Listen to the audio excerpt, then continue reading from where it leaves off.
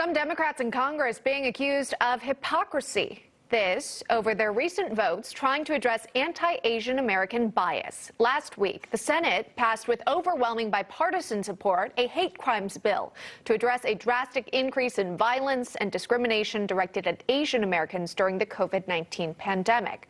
Now, the bill, which passed 94-1, would expedite the Justice Department's review of hate crimes and designate an official at the Department of Justice to oversee the effort. But at the same time, nearly every single Democrat voted against a measure to block federal funding from any institution of higher education that discriminates against Asian Americans in recruitment, applicant review, or admissions. You can see the breakdown on your screen. Here now is Sery Kim. She's a Republican congressional candidate from Texas, also a Republican strategist and attorney, former small business administration official under the Trump administration. Sery, thanks so much for coming on. Good to see you this Monday. Thank you so much for having me. Absolutely. All right, so let's take a look at these two votes here, right? Overwhelming support for this hate crimes bill when it comes to Asian Americans and their protections, and yet we didn't see that same support when it comes to these higher education schools and how they could or could not discriminate against Asian Americans when it comes to accepting them as applicants. What are your reactions to these two votes? My initial gut reaction to the first one is how unserious the Senate has become. First and foremost, there is at the Department of Justice a hate crimes division that has systematically focused on hate crimes irrespective of a particular race. And yet what the Senate bill did is absolutely nothing to ensure that there isn't hate for any race. It was symbolic.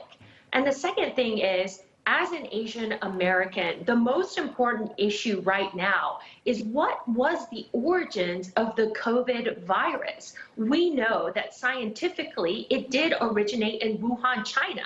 By identifying the geography and the location of a virus has nothing to do with being discriminatory against Asian Americans. So the Senate, if they were serious about helping Asian Americans, they would find the root cause of COVID and not just pass a symbolic bill that doesn't help any Asian. Do you believe President Biden should further investigate the origin of the virus? Should he send his own team of scientists to look into the root cause? Absolutely. I totally agree with you. But more importantly, he should fire Anthony Fauci. It's Anthony Fauci at NIAID who gave Wuhan $15 million in 2009 to find this biologic lab. I mean, if we were really serious about identifying the root cause of COVID, we would fire Fauci, we would decouple China's funding at the United Nations, and we would ensure independent scientists go into China. But what do we know to be true? China's Communist Party runs the global financial system, and there is no way that Joe Biden and his socialist agenda could be implemented in the United States without borrowing money from the Communist Party of China. I want to go back to that Cruz amendment, if we don't mind. Maybe we could pull up the graphic on our screen. Again, seeing the breakdown of votes when it comes to looking at this higher education bill and also whether or not federal funding would go to these colleges and universities who might discriminate against Asian American acceptance. When you look at it appears as though, for the most part, votes along party lines here. Where is and what might Democrats have against this sort of legislation that would, again, call out these universities that would block admission or at least restrict admission to Asian Americans in some of these higher universities? Well, let me speculate that Democratic senators seem to need their students and their children to get into Harvard and Yale, as opposed to actually holding Harvard and Yale accountable. It is true under President Trump's administration that was the first time the Department of Justice tried to hold Ivy League institutions accountable for discrimination against Asian Americans. Asians like myself, we're considered quote unquote white adjacent, that we are privileged, that we are smarter, that we are equally as good. But in fact, that's not true if you go to Harvard and Yale. They intentionally choose to eliminate Asian Americans from their enrollment because there are quote unquote too many of them.